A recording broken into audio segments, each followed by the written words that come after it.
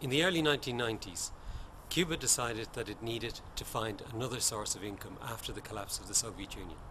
It decided that tourism was going to be that source of income, and the tourist industry in Cuba blossomed. Seeing the effect that this was having on the revival of the Cuban economy, terrorist groups based in Miami, Florida, USA, decided to attack the tourist industry. And they did this by planting bombs in hotels in Havana.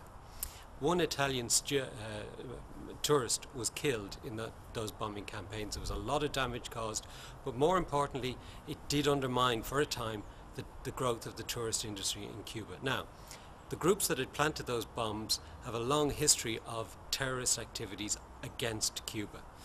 The Cuban government, in response, asked the United States to arrest the terrorists and put them on trial for terrorist charges. It gave them all the details they had. The US government said they didn't have enough information. So Cuba sent 5 agents to infiltrate those groups and gather information necessary to achieve a conviction in the US courts. They were very, very successful at gathering the information, and they produced 4 dossiers full of documentary evidence of the activities of the groups and their future planning methods. The FBI came to Havana, picked up the dossiers and returned back to Miami, and the Cubans waited for the terrorists to be picked up. The terrorists were never picked up, and they are still free today. The only people that were picked up were the 5 agents that had infiltrated those groups. Those 5 agents are known as the Miami 5, and they are still in jail.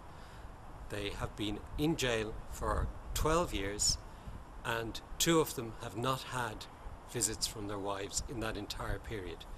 We think this is an outrage. Not only we think it's an outrage, Amnesty International thinks it's an outrage. Every human rights group that looks at this case thinks it's an outrage and a miscarriage of justice. And we demand the release of the Miami 5.